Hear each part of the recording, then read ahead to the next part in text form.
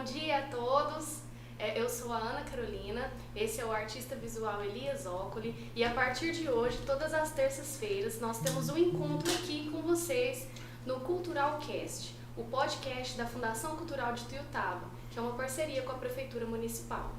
Todas as terças-feiras estaremos aqui com bate-papos exclusivos a respeito da arte e da cultura na nossa cidade de Tuiutaba. Esse nosso primeiro encontro será marcado com a presença de uma pessoa extremamente importante para o município de Tuiutaba. Hoje nós vamos falar e abordar um tema que é relacionado à educação e para isso trouxemos o professor Tico Gilson Aparecido dos Santos, que é o presidente da Fundação Cultural de Ituiutaba. E nós vamos falar sobre a profissão de professor e o que você pode nos falar, né, para todos, o que a educação representa. Mas primeiramente a gente queria saber por que professor Tico. Todo mundo quer saber. Por quê? Por que Tico? Tico, né?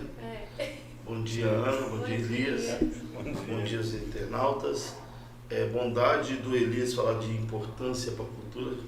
Sou mais um que a gente tenta lutar para algo diferente. Hoje estou responsável pela pasta, né? A gente tem metas importantes de estruturação para poder dar possibilidade a vários caminhos da cultura. Mas vamos lá, Tico. Na realidade eu nunca nasci gordo e velho, né? Na realidade eu nasci, eu era magrelo, da perna torta, era magrelo. Acho que eu tinha mais zoio do que corpo, zoiudo. Então, por Tico, magrelo, caçula, meu pai falava tiquinho de gente, tiquinho, Tico, Tico. Ficou Tico. Aí Tico na escola. Na escola eu tive a oportunidade de conhecer a Marlene, que tinha uma biblioteca comunitária lá no Clóvis. Eu ia para lá, ali eu lia alguns romance, lia Rubens Alves, Carlos Drummond de Andrade, e ela me apresentou para o teatro e hoje era meu sonho. E eu era tímido. Eu era tímido por vários fatores. Primeiro porque a nossa educação naquela época era repressiva. E isso nem sempre é legal. Não é legal. E como isso nos deixa submissos e a gente tinha medo até de olhar no olho para conversar e de encarar. Então, além disso, eu tinha um problema que hoje eu sei que ele existe, não sei qual a quantidade. Eu tinha dificuldade com escrita e com pronúncia e com palavras. Há quem chama de dislexia, na época me chamavam de burro, né? Então, assim, eu tinha conflito comigo mesmo. O teatro me ajudou a me redescobrir, a me conscientizar e, juntamente com a música, a dança, que eu adorava dançar, é uma coisa que eu gostava de... Usava a graça para poder esconder minha timidez. Tem esse fator. Muitas vezes, em questões muito tensas, eu fazia piada para não bater de frente, porque a timidez, medo do confronto. Mas o teatro, a arte, me fortaleceu, porque a gente tinha aquela concepção de que você ser pessoa legal é falar assim, e não é. Você tem que saber falar não. Você tem que saber marcar posição, e você não tem que ser agressivo, nunca. Você tem que saber defender aquilo que acredita, claro, com argumentações, com pontos que sejam fundamentais, né? Ou fundamental, ou fundamentada, porque não adianta as pessoas querem defender algo sem fundamentação. Então, assim, o Tico, vendo uma coisinha pequena que eu era, né? Hoje eu tenho um problema de obesidade, que vai ficar estranho alguém chamando de Tico, né? Mas assim, desde pequeno, Tico, aí no teatro eu fiz papel de palhaço e surgiu o palhaço Ticolino, que me abriu portas para a vida, porque se eu fosse como um cidadão comum daquela época, fazer um trabalho manual ou de braço, eu acho que eu não estaria aqui. Voltando só um pouquinho, você falando que você foi um adolescente tímido, né? E como você resolveu ser professor? Porque para ser professor você tem que ter mais traquejo, tem que ter mais habilidade em lidar com as pessoas, se expor. Você teve medo de escolher a profissão de professor? Eu acho que eu não escolhi, Deus me escolheu. Parece prepotência. Porque na realidade, a gente tinha uma perspectiva de vida. Claro que eu falava do meu pai era operador de máquina de esteira, meu pai mal tinha o ensino fundamental, minha mãe tinha algo mais, esforçava para a gente estudar. Meu irmão mais velho, que eu tenho como figura de pai, porque meu pai ficava 3 meses fora de casa, é o que estudou, formou primeiro, tornou-se referência, apresentou as músicas, o MPB, questão política, a questão do racismo. A minha irmã contava histórias, essa parte lúdica que eu gosto, eu tenho trago isso comigo. E meu próprio outro irmão, que é quase a minha idade, a gente dividia isso. Então, na realidade, eu não esperava ser professor. Não esperava, mas o teatro foi me fazendo descobrir isso. Foi um processo. Eu começo a fazer o teatro na década de 80, em 80. Eu estava de 15 para 16 anos, né? Com a Marlene, o Clóvis, aí o Carlito me conhece, me chama para participar da primeira peça. Me senti orgulhoso do Vianinho, que era um clássico do teatro chamado A Aurora da Minha Vida, que narra a escola opressiva. E eu fiz o papel do órfão, que muitas coisas eu identificava. Então, esse relacionamento da peça, com o texto e com as pessoas que eram de nível social diferente do meu, e eu não me encaixava, por ser negro, o único negro do grupo, então eu tinha que me colocar e buscar, e fui buscando devagar, não foi fácil. Eu tinha que combater o meu complexo. Aí as pessoas têm maneira de dizer assim, o negro tem próprio preconceito, tem complexo, que o racismo, que é o preconceito, nos coloca nessa situação, que é essa dificuldade conosco mesmo, de nos enxergar, de ver. Então o teatro me ajudou nisso, sabe? Porque o que acontece? Eu sempre adorei assistir filme. Aí você via filmes encantados, sempre padrão europeu, né? Os heróis, eu lembro de a gente brincar quando eu era pequeno, queria ser trazer umas caras, você vai ser um macaco. Eu falei, eu não vou ser um macaco. Porque isso pro negro é complicado. Sabe? E, mas você não sei o que, se parece. E aquilo mexia.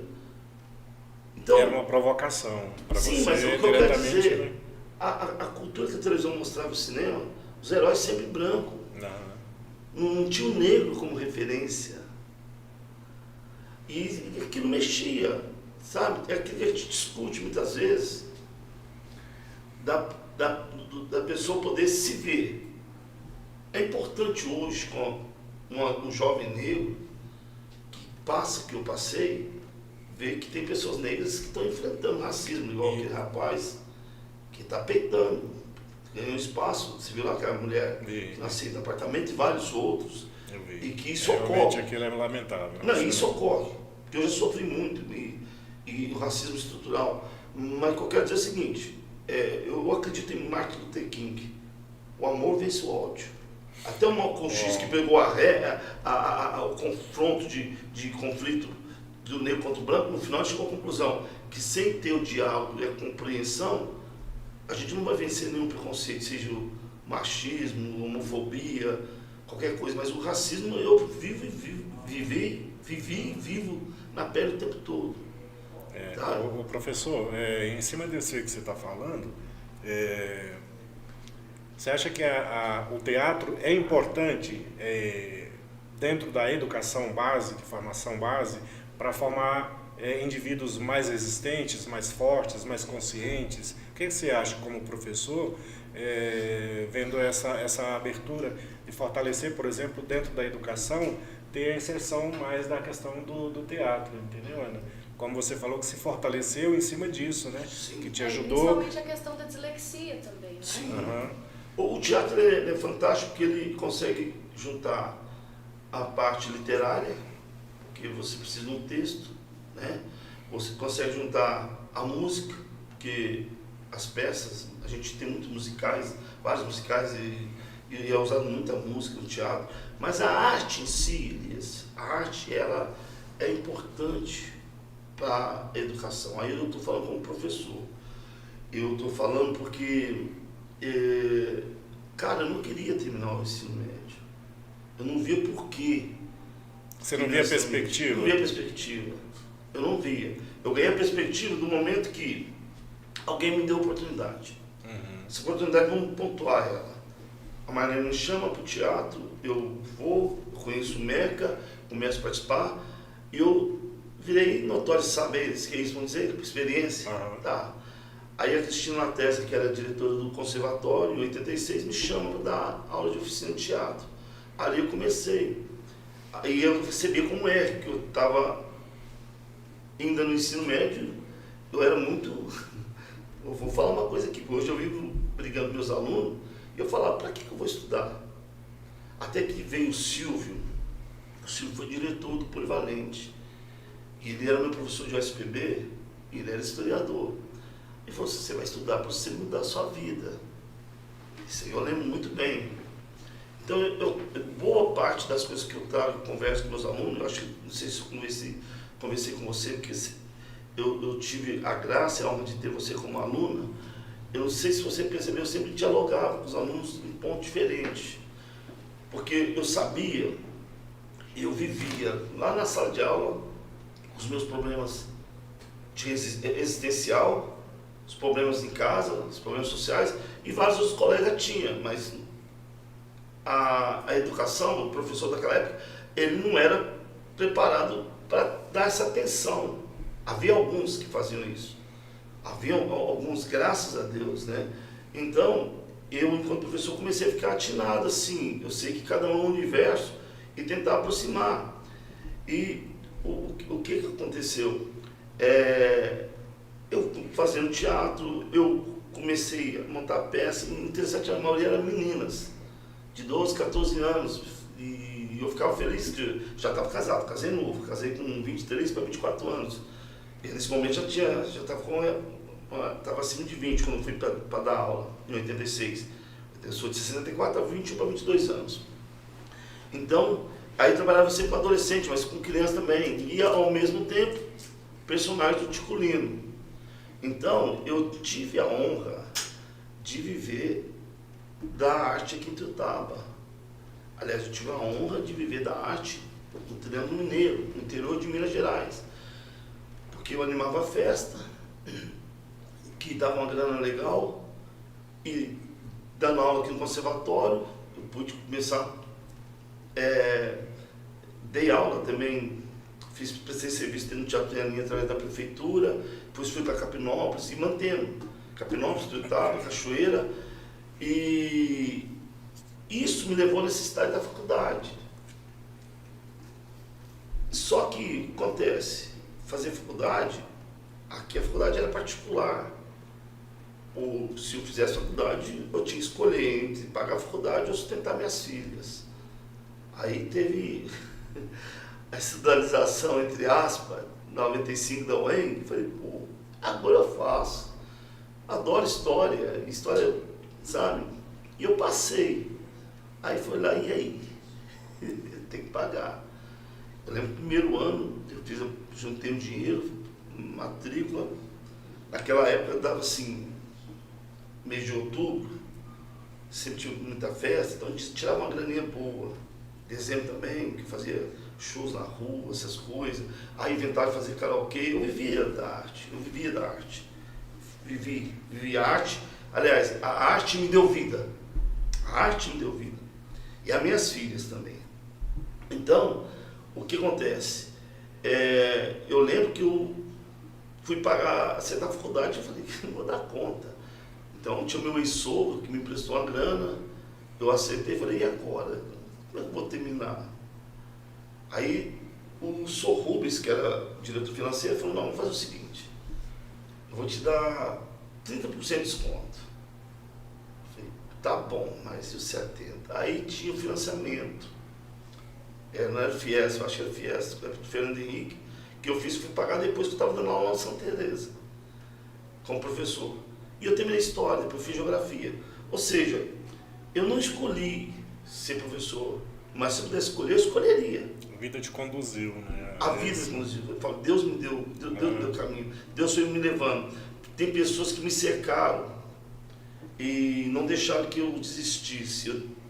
Tem duas pessoas na época que trabalhavam na superintendência, esqueci o nome delas. Nesse trajeto, você teve algum professor que você se inspirou, assim? Vários, profissão, eu quero ser um professor. Vários, tal. vários. O Valfrito foi meu professor, o próprio Silvio. A Ana Luísa, que dava aula de história, não foi minha professora, mas a gente se via. Bem próximo. Fiz magistério, parei no 2º ano do magistério, então essa parte didática esteve muito próximo de mim. Então, pessoas da superintendência que vi essa minha capacidade, que eu às vezes não enxergava, foi me empurrando. E eu fui fazer, terminei, fiz magistério. E quando terminei, eu entrei na faculdade com 30 anos. E foi assim, a guinada. E por isso que eu falo, se eu não tivesse processo de todo, vamos pegar lá, de 15 anos, quando eu conheço o teatro, até meus 30, eu ia fazer um serviço braçal, eu não me sentiria feliz. Certamente ia fazer que nem a maioria das pessoas que são infelizes, quando termina o serviço, em vez de ir para casa, vai buscar uma muleta, e essa muleta chama bebida alcoólatra.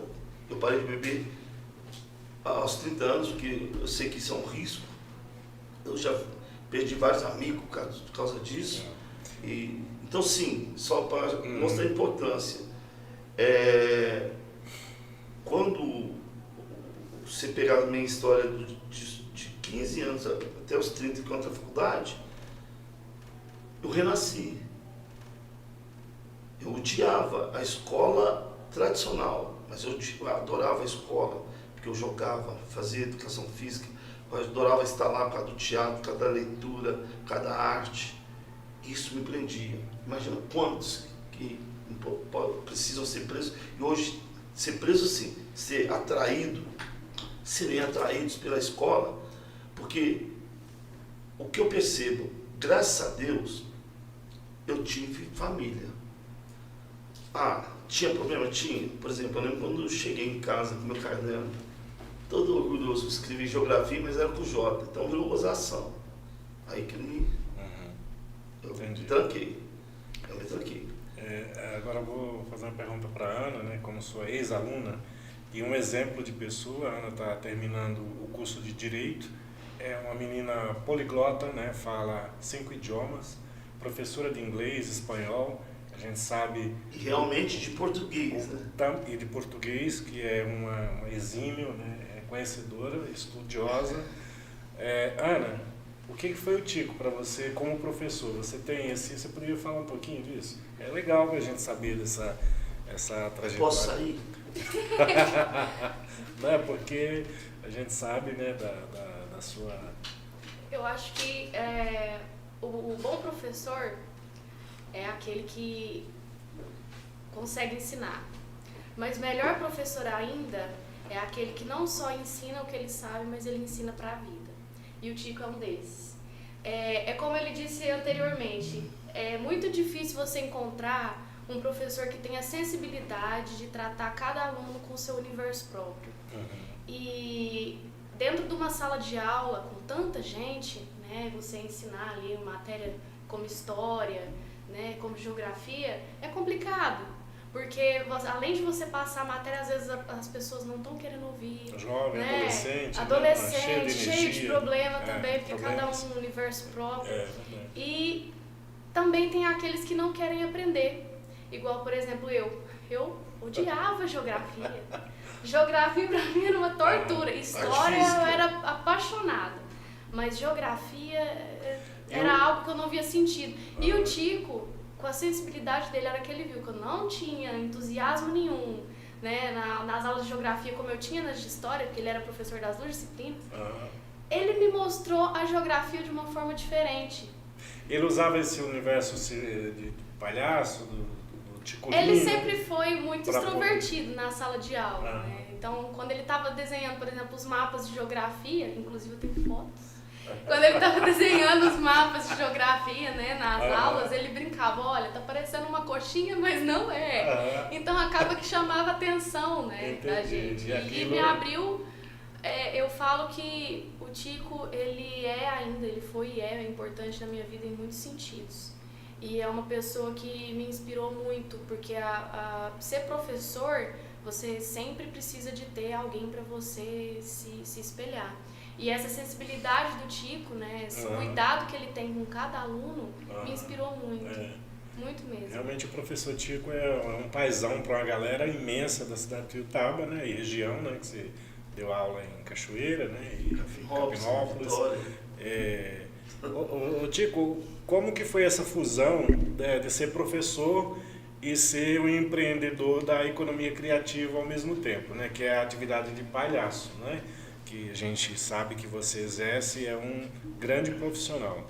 Eu particularmente sou muito fã da pessoa que tem o dom de poder incorporar um palhaço e da vida fazer os nossos universos particulares mais sombrios aflorar e rir, entende? Porque o palhaço faz isso, né? Ele tem eu acho que é a profissão que mais encanta a alma humana. Né? A função de um palhaço no circo é fazer todo mundo lá rir, independente das outras atividades que tem.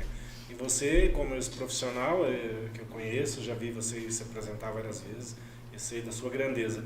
Como é que você fez essa fusão de ser professor e ser um empreendedor da economia criativa, né? Porque o palhaço está nas empresas, está nas festas, né? Tá, enfim, se apresentando em várias... Olha, na realidade, quando eu comecei a dar aula, as pessoas achavam assim, que ia ser bagunça, né? Palhaço. Não Você achava, né, que era bagunça? Não era, mas na primeira vez que eu cheguei, aí alguém, é o palhaço. Eu falei, sim, nesse momento não estou vestido. Aqui é o professor. Então é o seguinte, adoro contar piada, adoro brincar, na hora de explicar, atenção. Tem que ser professor. Aí tinha esse papo, mas sempre conversando. E o que me trouxe de grandeza? A própria experiência de saber que a arte nos ajuda a transformar dentro da educação. Então, várias vezes eu montei espetáculos com meus alunos, fazer trabalho diferente. Eu não tive, talvez, a oportunidade de fazer. Nós fizemos uma feira uma vez da Copa do Mundo, não sei se você lembra, você estava lá na escola, que nós usamos a parte cultural para discutir os países e discutimos as histórias dos países em momentos diferentes, né?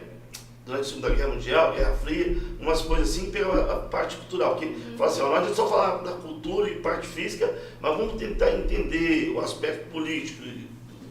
Como lembra? Chegou esse Você lembra disso? Lembro. Então, assim, havia trabalho, mas eu já tive a oportunidade de montar musicais, da gente fazer trilha, de contar história para poder aguçar a imaginação.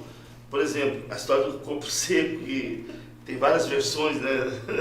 Todas do tipo. E a gente ia para a Serra do Corpo Seco, lá eu ia trabalhar a questão do relevo. O pessoal, cadê o Corpo Seco? Eu lembro, a Ana, tadinha, a primeira vez que ela foi, ela levou um escorregão, eu não esqueço. Ela é branca, mas essa é o vermelho. Ele riu. Não, eu não ri. Sim, não ri, juro. Eu falei assim, falei, nossa, tem que ter cuidado, vai rir, não ri. Eu não ri. Você voltou toda arrebentada do passeio. Ela olhou com a cara, se sai da poeira e ela branca, só viu o branco. Claro que eu fui lá, ajudei, mas eu não ri. Né? Sim. Pra mostrar, pra não, né? Eu sou forte, eu sobrevivo a cascalho, que foi uma roladinha legal ali, né? E isso já tinha acontecido em outros momentos com outros alunos, porque eu comecei esse negócio de ir para a Serra do Corpo Seco, isso no final da década de 90 para 2000, eu fui a pé uma vez com os alunos. Foi a pé, nós fomos de bicicleta. E teve uma vez uma turma de Isso era uma inovação para você na época? A menina não sabia andar de bicicleta, essa turma você não participou.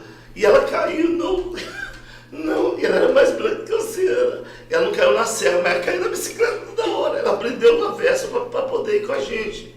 Aí fica Então, complicado. mas o que você trabalha nisso? Companheirismo, cuidar um do outro. Claro, a gente vai trabalhar o aspecto de relevo, de vegetação, questão da urbanização, você vai sentindo o seu espaço. É a história da cidade. A história, tá? Se trabalha mil coisas, mas é algo que a minha geração teve e a geração da Ana foi tendo, mas hoje essa criança não tem, que é de poder estar em contato com a natureza, de sair, de fazer algo diferente, porque hoje estão mais fechados aqui, ó. Até uma coisa que eu ia te perguntar,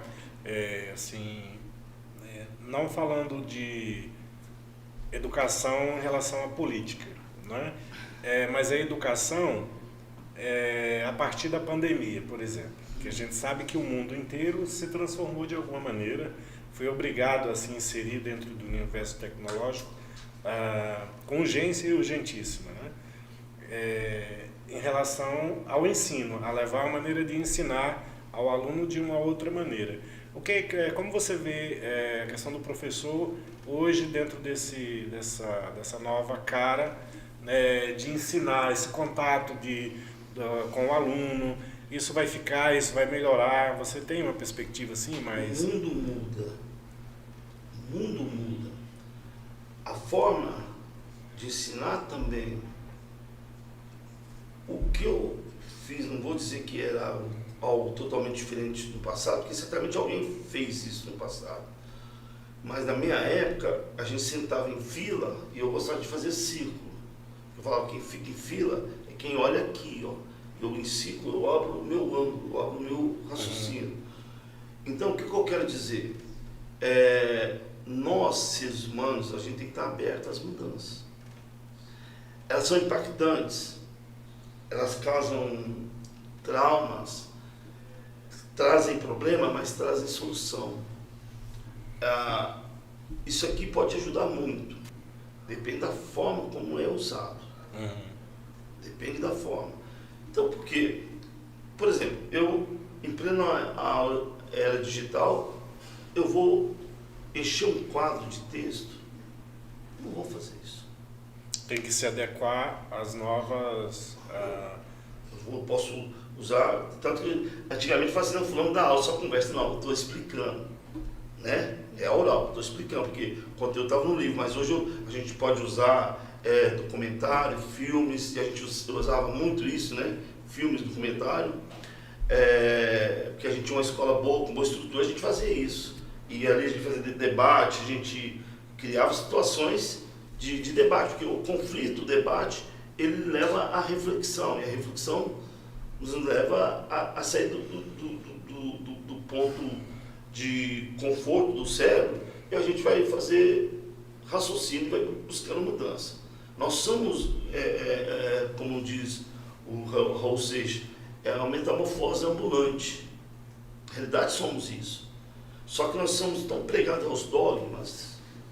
Dogmas são coisas que custam mudar, né? Que a gente custa despir de coisas que muitas vezes nos levam ao preconceito, a valores machistas, principalmente nós que vivemos uma sociedade machista, a questão racial, homofóbica, e eu estava vendo até a questão de peso, de vários. Porque a gente fazia piada de tudo quando é pequeno. Hoje você toma cuidado, porque você sabe que tem um ser humano ali. Até vou usar o Will Smith como exemplo, quando ele foi receber um prêmio do Oscar, que o cara fez piada da mulher dele doente, e ele reagiu. E as pessoas condenaram. Eu, se fosse ele, não sei se eu agiria diferente. Não. Acho que a minha atitude seria a mesma. Porque fazer rir, você tem que ter um limite. Você tem que Tem respeitar. os caras que falam assim, não, vale tudo. Não. Eu lembro que tem por isso que é bom, ontem eu estava lembrando disso. A Marina foi fazer um teste que ia fazer o palhaço. Eu tinha mania de imitar, porque eu gosto de tocar o corpo, fazer as coisas, né? Me encaixo com o corpo, aquelas coisas. Eu falei assim, não, isso aí parece que é engraçado, mas você acha que está imitando uma pessoa aleijada? Isso não é triste? Eu falei, realmente.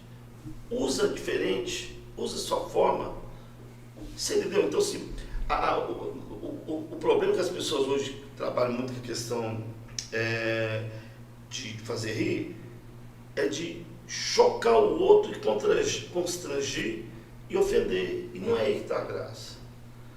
A graça está no que é fora do imaginário, sabe? Que está fora de contexto, sabe? Sem ter que ofender o próximo Sabe? gratuitamente para poder se... Desculpa. Não. Eu fui chamado para... Teve uma época que eu fiz o Doutor Alegria. Ele era uma prova.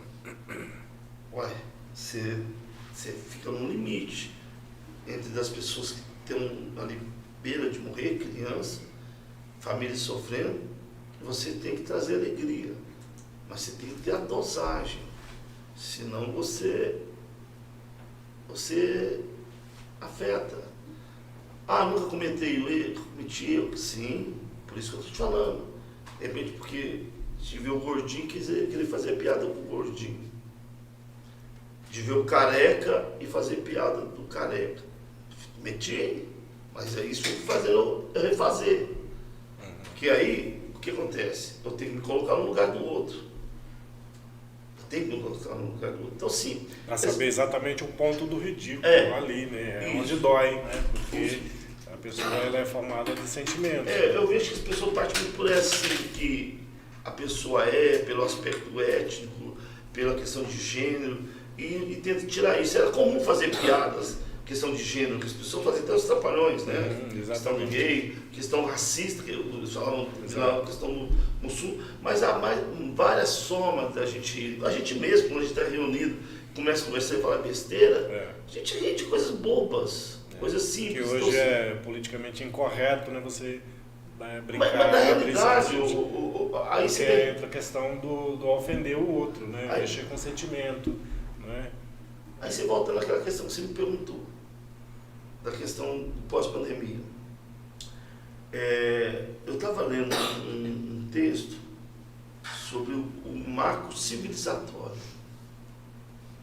que a gente tem que discutir isso. Marco civilizatório, ou seja, valores que nós, enquanto sociedade, fomos criando, limite de respeito.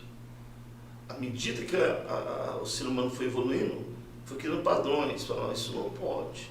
Por exemplo, era comum na década de 80, na minha época, as piadas da mulher sempre nua e tal, e o cara usava o termo de mulher gostosona, então negão e tal. Não, acho que hoje mudou.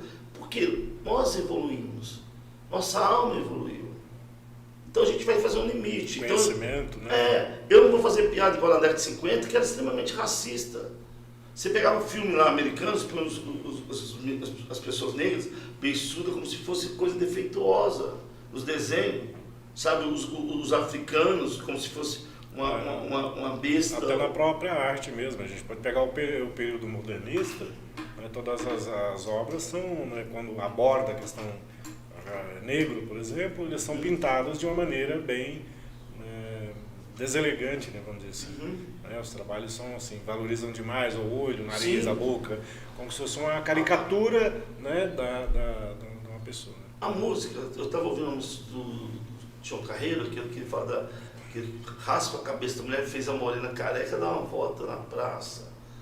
O cara humilhou a mulher. Eram muitas músicas machistas. Não é machista não, eu acho que é pior do que machismo. Elas agrediam a mulher. E hoje ainda bem falar de matar, era comum nas letras, quer dizer, normatizavam a violência da mulher, e às vezes também com o negro, com o gordo. Era o normal, né, da época. Sim. Então, assim, o que acontece? Eu acho que nós tivemos mudança. Essa pandemia, quando a gente passa por momentos críticos e momentos que a gente sofre e tem perdas e risco de perda, a gente para rever e ver que algumas coisas não compensam. Então, hoje, por exemplo, eu tenho os alunos, tem aluno que falou assim, no sábado, eu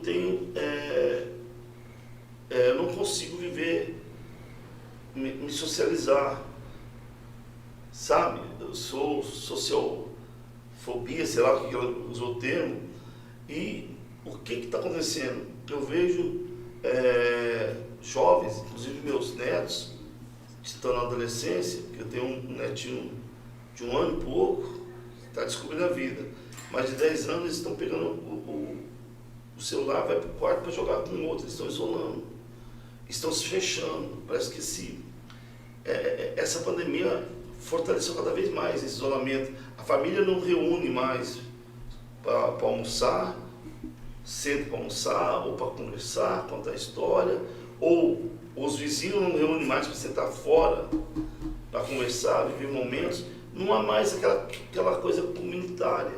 Ô professor, como que é hoje a relação, por exemplo, da família com a escola? O contato da família com o professor? Porque a educação hoje dos jovens, muitas famílias acham que quem tem que fazer a educação são os professores.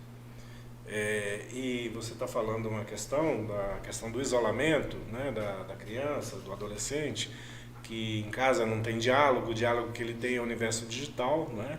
E os pais muitas vezes cobram dos professores que o filho tem que ser educado, né? Como que tem essa relação hoje de professor e família, escola e família? Ela está mais próxima, ela está mais aberta? Como que o senhor vê isso? Não existe. Não existe. Nós estávamos em reunião semana passada e falando da questão, a gente faz conselho de sala para ver questão de nota, e aí chama-se os pais para entregar os boletins. Então, quem que vai na escola buscar o boletim?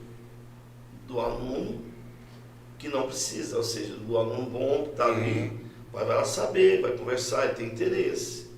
Mas o aluno problema, o pai não aparece. Não e às vezes, muitas vezes, esse aluno problema, ele não tem a família.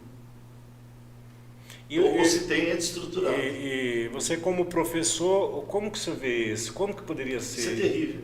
Tem algum mecanismo que pudesse ter esse diálogo?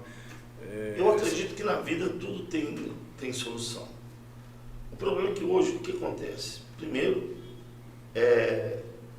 eu vejo assim, muitos pais, eu estava até vendo isso numa reportagem, muitos pais não estão preocupados com a educação em si, mas preocupados em se o filho está lá ou não, porque sabe que está um lugar seguro ali, está fechado, ou seja, tem alguém cuidando do filho dele, mas não está preocupado. A gente vê o que nós estamos vivendo hoje, muito negacionismo em relação à ciência, e que é uma coisa trágica. Nós voltamos para a era medieval.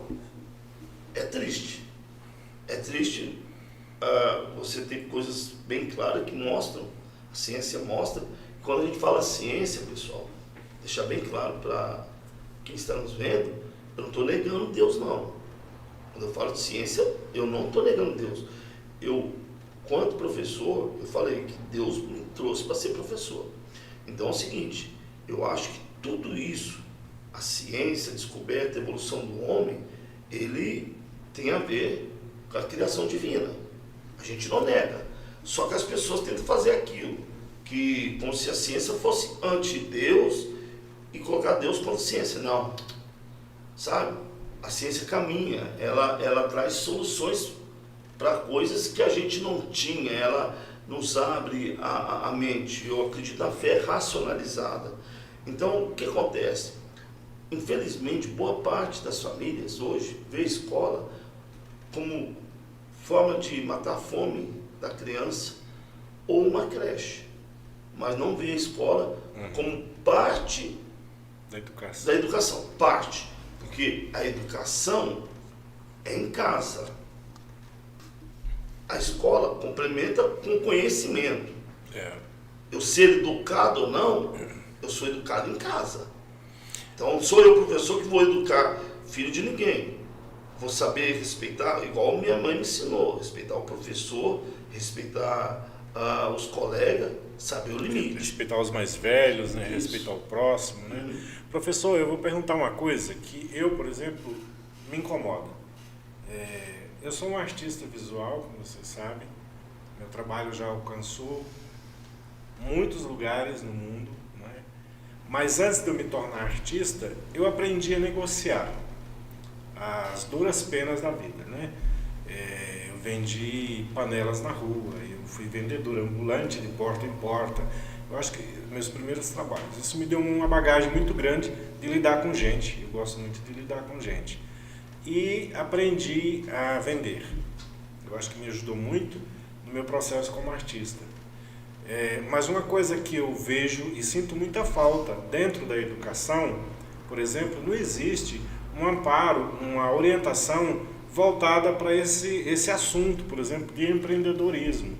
Hoje você sai na universidade com diversos cursos, né, de graduação importantes, mas o cara tem o conhecimento técnico, o direito, por exemplo. Você sai de lá com conhecimento técnico absoluto, mas dentro do empreendedorismo, como um gestor, dentro do escritório, você tem que buscar isso à parte. Eu acho que a escola base, Elias, acredito muito que se tivesse essa pauta no ensino médio, por exemplo, a questão do empreendedorismo, de alguma maneira, despertasse esse interesse para os jovens. O senhor acredita que isso aí poderia fazer alguma diferença também em relação ao trabalho, a desenvolver um potencial empreendedor, o interesse por alguma disciplina da vida, para poder até se formar em uma área específica? Então, você acha que você acredita nisso? Elias, assim? Eu sofri com isso. Eu, ao contrário de você, eu aprendi a negociar a partir do momento que eu estava atuando. Só que eu gostava de atuar. E aquilo para mim era tão simples que eu achava assim, estranho colocar preço no que eu fazia. Não. Então eu sofri em chegar num ponto de valorizar e falar, não, é esse o valor e tal. Eu sofri com isso. Então, muitas vezes, eu falo assim, eu não vou de graça. O que eu quero dizer é o seguinte, se é empreendedorismo ou não sei o nome técnico, mas a criança, o jovem tem que saber se valorizar, sim. Você acha que é uma disciplina que poderia ser Sim. abordada dentro da escola? Para o nome, Para está dentro valorizar. da parte econômica, eu não sei, mas parte do ponto, Elias, importante, você é seguro de si. Eu falo isso para minha esposa, ela ri. Eu falava que eu era seguro, ela falava, você? Eu levei muita pancada da minha insegurança para que o aço pudesse ficar mais rígido. Então, assim mesmo, muitas vezes a gente... Eu, por exemplo, eu perdi muito tempo na vida, até eu ter essa maturidade, porque eu fui aprendendo sozinho. Você perdeu.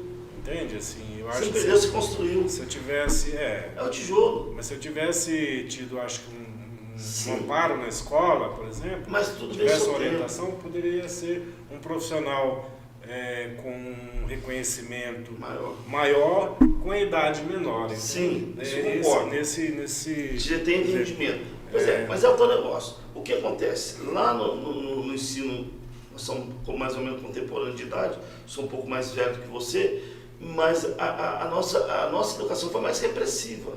Bastante. Era sim senhor, não senhor. Eles não nos ensinavam a questionar, a nos posicionar. Diferente da educação da geração da Ana. Eles se posicionam, eles questionam e saem em defesa do que é deles. Nós aprendemos isso, a sair em defesa do que é nosso, a valorizar o que é nosso, na vida. Então, realmente, aí o que eu quero dizer, não é só um aspecto do negócio. Claro que é muito importante a questão do negócio, de ser empreendedor, mas no aspecto de se valorizar enquanto ser. Porque aí você vê pessoas, por exemplo, mulheres e rapazes que desvalorizam, que entram num caminho sem volta, de valorização. Ou falta de orientação, Ana, às vezes. Do humanismo. Vezes, né? Porque essa valorização, não sei se você concorda, não está só no aspecto econômico, ele é um aspecto de valor. Mas eu tenho que ter meu valor no relacionamento, por exemplo, com outra pessoa. Eu concordo contigo nesse sentido de que a partir do momento que a escola, né, o professor, a educação, ela consegue chamar a atenção daqueles jovens, daquelas crianças, para os valores, né, para o aprendizado, ele consegue aprender qualquer coisa e fazer qualquer coisa, né? Seja na área do empreendedorismo, seja no que for. Mas se valorizar também, até nos relacionamentos, que a gente vê muitas vezes a mulher se subjugando ou vice-versa, assim, ou até mesmo em família, a gente vê uma coisa muito triste que está acontecendo, a questão do suicídio tem a ver com isso. Eu estava vendo uma palestra, é que boa parte das pessoas que pensam nisso, é que eles acham que eles não servem para nada. Não enxergam. Não vê valor. Não vê valor. Então isso é muito sério. Eu já me senti assim quando era moleque. E muitas vezes, claro que, desculpa a expressão, às vezes leva tanta porrada, que em vez de se maquiar, você começa a segurar, não vai bater, não vou balançar. E aqui te deixa tão rígido que às vezes você nem consegue deixar transparecer o que sente. Agora, você trabalhar isso de uma forma que a sociedade ela é conflitante, ela é feita de pessoas diferentes, com pensamentos diferentes, e que nós temos que saber lidar com essas diferenças respeitando. Hoje nós estamos vivendo, por exemplo, um momento que é muito triste, que o pessoal fala que está tendo uma polarização, divisão, não. Está havendo um grupo que não respeita parte da população que tem um pensamento diferente, que acha que todo mundo tem que pensar igual. Olha, aonde que defende que todo mundo tem que pensar igual são nos estados totalitários, que não aceita que tenha pessoa que pensa diferente, que diverge, você entendeu? Então, é muito sério, até é bom a gente colocar isso aqui. Então, às vezes a escola foi colocada para trabalhar essa questão da cidadania, sabe? É importante saber negociar, eu vou contar uma história para você do meu neto Pedro. Eu estava no Beira Rio, o Pedro andando, ele é filho do Bruno, meu enteado, catando um negocinho de cerveja. Eu falei, Pedro, tá a piscina ali, tá os brinquedos. Não vou, tô catando, estou juntando meu dinheiro para comprar meu brinquedo. Achei legal. Achei legal. Que idade que ele tem? Naquele momento ele tinha uns 8 anos mais ou menos, acredito. Hoje ele tem 10. Entendi. Só que há um risco. Tudo tem que ter limite. Pô, ele está correndo atrás do dinheiro, beleza, mas o dinheiro não é tudo. Porque tem pessoas que põem isso como foco, como prioridade, aí esquece o mais importante, que é o outro. Entre o dinheiro e o outro, que esse outro que eu falo, não é o amigo, o parente, é o próprio irmão em casa, são os familiares, que a gente esquece o respeito o seu círculo próximo, pelo círculo. Você entendeu? Então, assim, nós vivemos um sistema capitalista, claro, a gente tem que buscar situações de material de dignidade, sim, mas a maior dignidade é o respeito pelo ser humano. E aí, às vezes, a gente esquece de ter esse toque. Então, Elisa, eu concordo com você, em parte, nessa questão de trazer discussão, de valorizar, mas eu não posso deixar de discutir o indivíduo. Não, entendo, claro. O ser humano, o universo. O universo. Você foi formado, foi uma rocha formada, né? Uma pressão braba. A gente vê as rochas magmáticas foram pressionadas, tornaram forte, e aí às vezes aquela coisa dura. É que eu acredito muito, né? No trabalho, no conhecimento, você não ser só um profissional para uma empresa, sim, mas você ser um profissional para você. Aí vem o ser humano. Entende? Aí eu acho assim, que a escola está muito longe disso. A gente vê em países de primeiro mundo que a questão da economia ela é tratada desde os primeiros anos escolares, né? Então isso é tudo, eu acho que forma um cidadão preocupado. E dentro da nossa educação a gente não tem essas pautas, entende?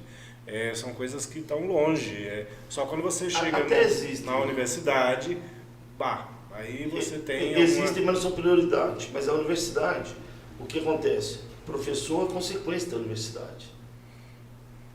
Então a escola é consequência da universidade. Eu puxei esse ponto, que assim, eu acho que a educação é o que forma a nossa sociedade. Sim. Né? Os professores são os pilares da construção da nossa sociedade.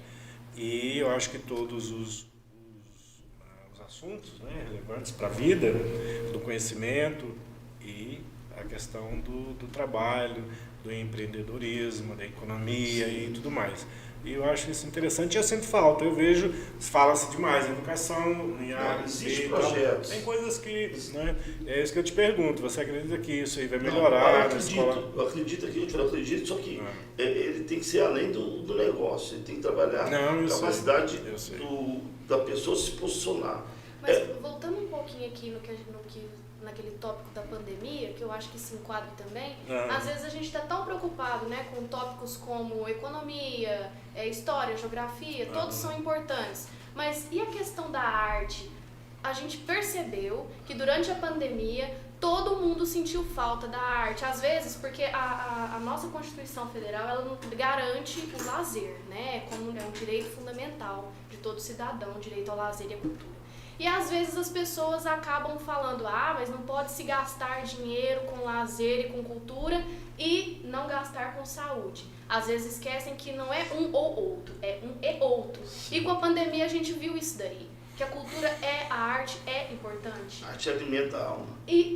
Então, Tico, eu gostaria de saber qual que é a sua visão nesse sentido. Você acha que a falta que as pessoas sentiram durante a pandemia de shows, de arte, de cultura, acaba sendo uma alavanca para valorizar ainda mais a arte e a cultura? Eu espero que sim.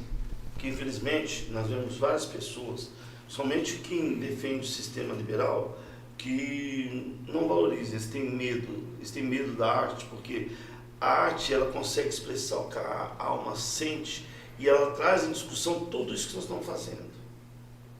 Ela traz em discussão e ela traz em evidência. Ela coloca os problemas em evidência, ela consegue resgatar e traz em evidência.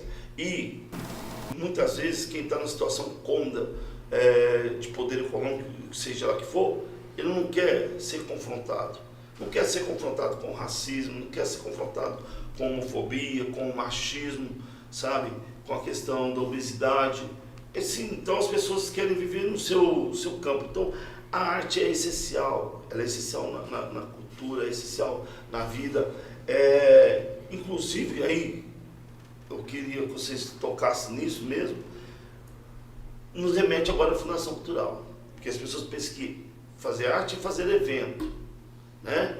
Tá fazendo evento, nós fizemos vários eventos no ano passado, esse ano então, mas o que nós estamos fazendo?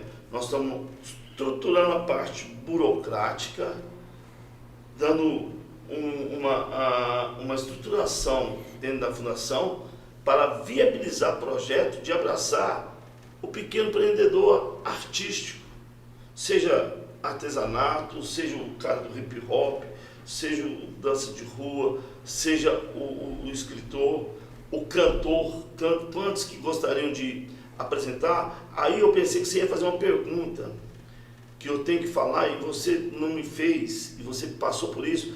As pessoas desvalorizam a arte, porque quando vê você, fala assim, vai fazer aquele serviço ali para mostrar o seu trabalho. Ah, sim.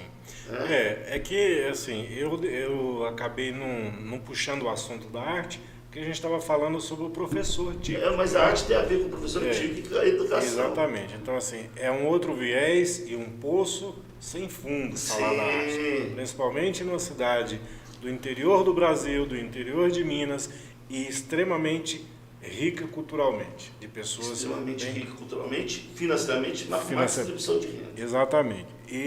Mas a questão do conhecimento da arte aí é uma questão muito delicada da gente falar sobre isso. Eu vivo aqui em Tuiutaba, por exemplo, mas eu a minha arte não é consumida aqui. A minha arte, 80% dela é consumida fora do país, né? Sim. Enfim, por quê? É falta de grana? Não é. Não.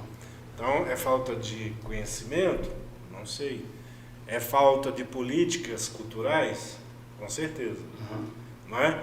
Nós fizemos uma exposição fora do país, em 2017, e um colega levou umas obras, né? Enfim, elas têm conotação, representa falos, enfim, são obras diferentes.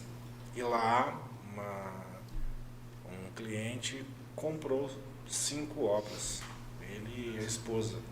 E a gente ficou assim, curioso, tal, mãe, que coisa. Milionário. Deve ser um milionário, né, que comprou e tal, fomos ver. O cara é um açougueiro, trabalha no açougue, né? Então, assim, você veja só, ele é um colecionador de arte. Legal. Então, nós poderíamos ter aqui um açougueiro, colecionador de arte? Sim, mas eu acredito que a questão da política para chegar a ele, para despertar o desejo de valorizar a cultura, que é a cultura nossa, do nosso país, da nossa cidade, que a arte ela registra a passagem do ser humano sobre a Terra, né?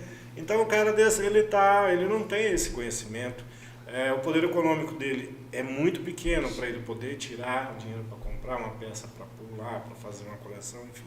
Então assim, a questão da política cultural, ela é muito complicada. E a pessoa, muitas vezes, ele sente atração pela cultura, mas talvez a falta do conhecimento não deixe que ele tenha o discernimento do tipo de cultura.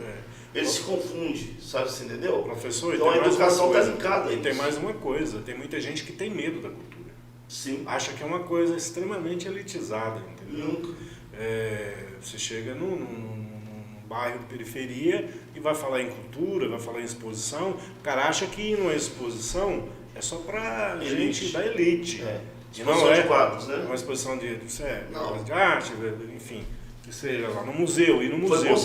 Ir no museu é uma questão de para elite, não é para mim. Onde que eu não posso ir no museu? A sua exposição foi feita em plena pandemia.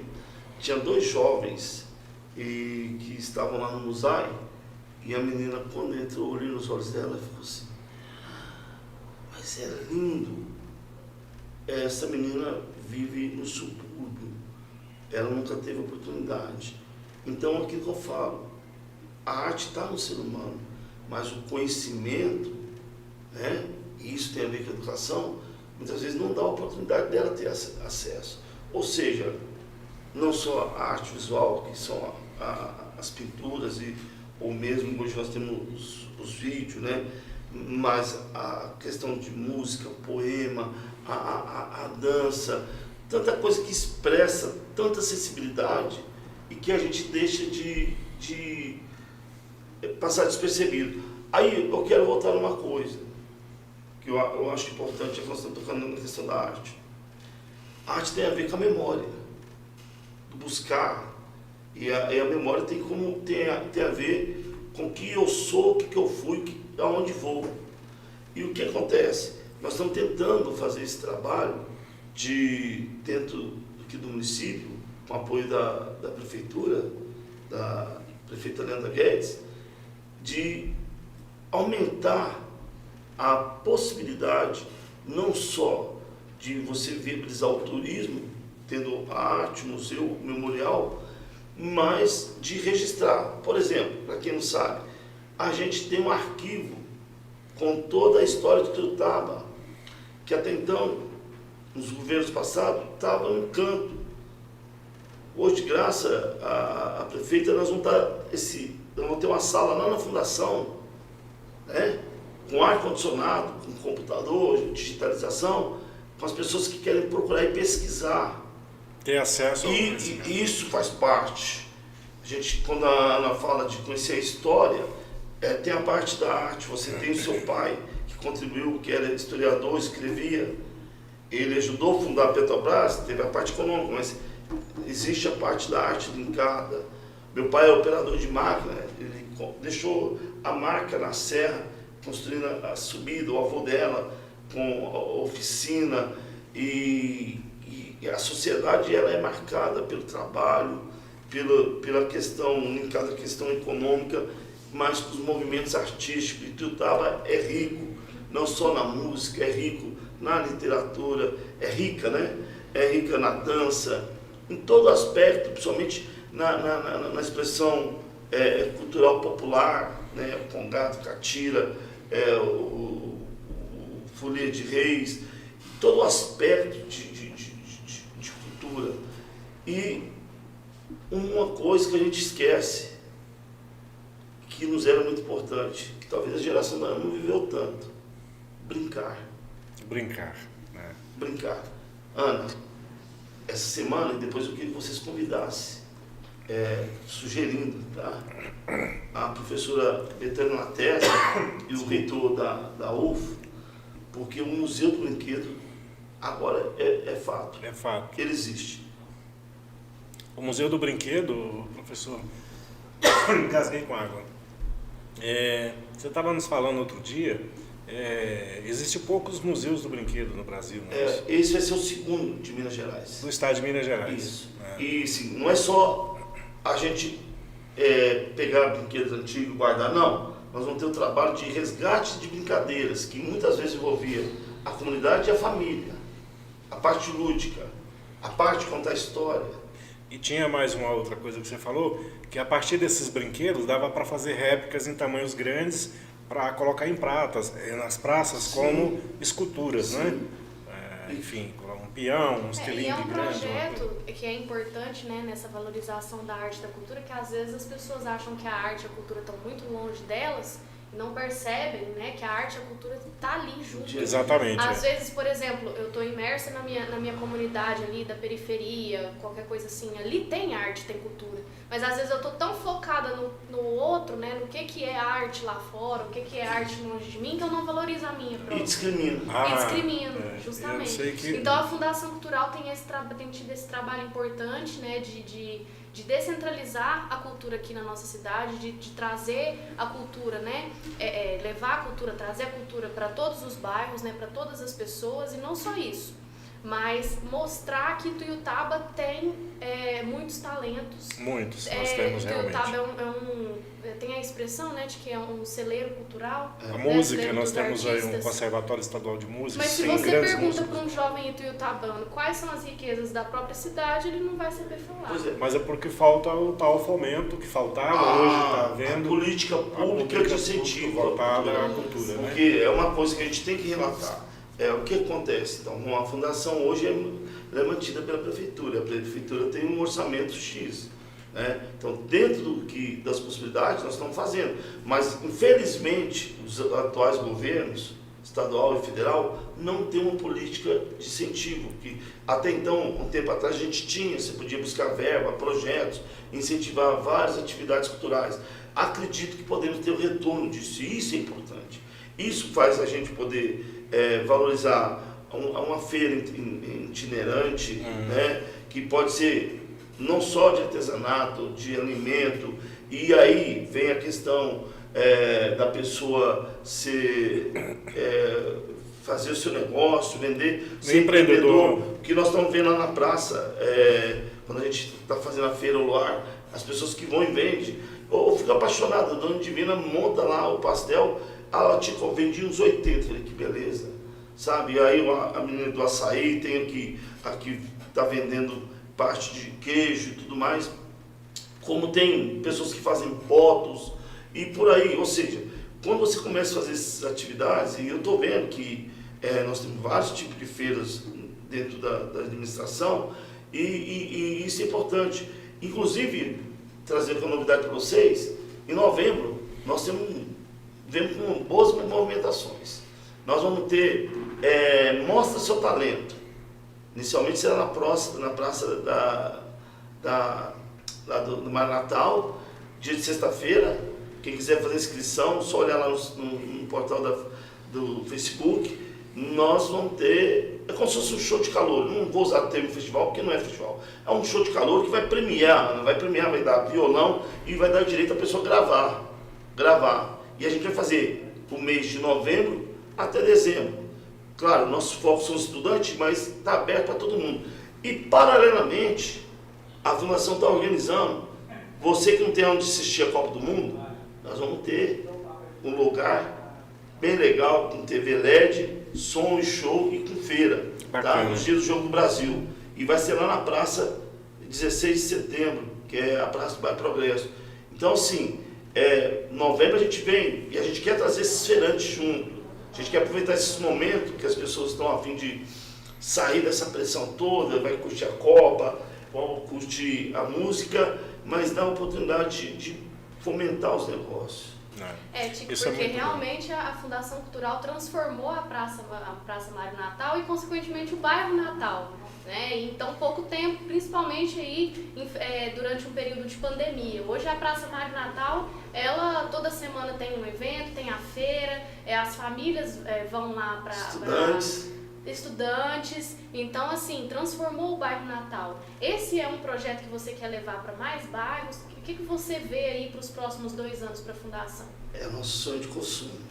A prefeita, eu tenho que agradecer a ela, porque a sede da Fundação ficava alugada na 24, ela nos deu a oportunidade de ter um lugar próprio, que é a Praça Mário Natal. Mas o nosso sonho, e tenho certeza que é da prefeita também, é que a gente tenha esse modelo em outros bairros. Porque a gente vê a Secretaria de Desenvolvimento Social fazer essa atividade com o PASP, que a gente é parceiro, que vai dar atendimento social, dar atendimento de saúde, leva a lazer. Então, no geral, não é só a Fundação, é a Prefeitura como um todo. Agora, a Fundação tem característica mais própria em relação à questão da arte. Então, se a gente consegue fazer, por exemplo, o setor que atinge ali os bairros, Canaã, Progresso, Universitário, o Gardênia, ter uma praça no formato que temos o Mário Natal, a gente já começa a ampliar o atendimento da cidade. Porque antes era apenas a praça da prefeitura que o pessoal buscava como entretenimento e lazer. Hoje já tem a praça do Mário Natal. Queremos fazer a mesma coisa com a Juqueira, só que é aquilo, isso requer investimento, estrutura, e você tem tudo, os trâmites legais para poder justificar. E só que muitas vezes a parte burocrática não enxerga isso, né? Eles acham que é só chegar lá e pronto, fazer. Aí leva o fulano para cantar, esquece que eu tenho que valorizar esse fulano para cantar porque ele sobrevive. Porque se ele não trabalha, ele vive do pouco que ele cobra da música dele. E a gente tem essa missão. Professor, o nosso tempo está acabando, já até passamos um pouquinho do horário. Sim. Mas é o seguinte, depois a gente poderia marcar um novo bate-papo para a gente falar especificamente de cultura. Né? A cultura, o que está sendo feito para a cultura, quem são os pensadores de cultura do município, quais as projeções, que eu sei que a Fundação, na sua gestão, tem muitos projetos, né? E tem vários projetos individuais que nos procuram, que a gente infelizmente nem sempre pode atender. No outro bate-papo a gente pode falar sobre isso. Mas eu gostaria que você falasse um pouquinho a respeito da questão da TV Web, que foi um projeto da sua gestão para o município. Inclusive, hoje é nosso primeiro Culturalcast, né, graças a esse projeto da Fundação Cultural. Fala um pouquinho que a gente vai encerrar nosso bate-papo. A TV Web, joga a câmera aqui, por favor. Põe aqui. Está aqui, ó. Está aqui direto? Está aqui, ó. Então, a TV Web, na realidade, ela vem como uma extensão da Fundação para a gente ter como mecanismo fomentar a cultura, sabe? Dar espaço para quem canta, para quem escreve, para quem dança.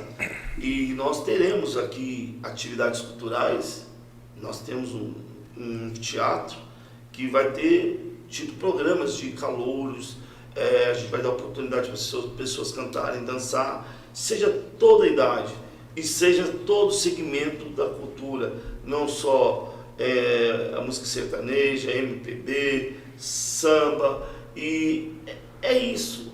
A gente quer usar esse instrumento como porta de visibilidade para aquele que tem um talento e não consegue ter projeção. Então, você que é artista e quer mostrar seu talento, primeiro começa com a música agora, com a mostra de talento, que dia 4 de novembro a gente vai ter, nós teremos lá na praça, mas com dança, com pintura, né? Grafite, hip hop, todo o segmento. Nós estamos abertos e queremos abraçar todo o segmento. Eu quero agradecer a Ana, o Elias e a toda a equipe da TV Web, dizer que é um início marcante. Olha, é loucura sonhar? É. Nós temos em São Paulo hoje a TV Cultura, que ela tem vida própria e consegue dar espaço e fomentar e produzir arte que é reconhecida no mundo inteiro. E por que não Ituiutaba não vai estar iniciando seu primeiro passo? E hoje é o primeiro passo de uma longa jornada artística. Exatamente. Obrigado a vocês, obrigado aos internautas. Obrigada, professor Tico, pela presença, pelo bate-papo. E Elias. E nos encontramos na próxima terça-feira, né? Pois às é. 10 horas. Eu quero dizer que fiquei extremamente honrado em poder participar desse primeiro projeto, da primeira Culturalcast, junto com a minha querida Ana Carolina, que é uma competência. Tico, você é um exemplo de pessoa, de ser humano, um cara que enche de orgulho a gente, a nossa cidade. Quero ver Ituiutaba em um outro degrau. Isso eu como artista e como produtor de arte gostaria de levar mais o nome de Ituiutaba, ter outros representantes da arte em qualquer vertente que seja para a nossa cidade, porque nós temos pessoas, temos grandes artistas e graças a esse canal, a esse caminho que a Fundação Cultural junto com a Prefeitura Municipal de Ituiutaba viabilizou, a gente vai poder dar cara e nome a essas pessoas e esses novos projetos.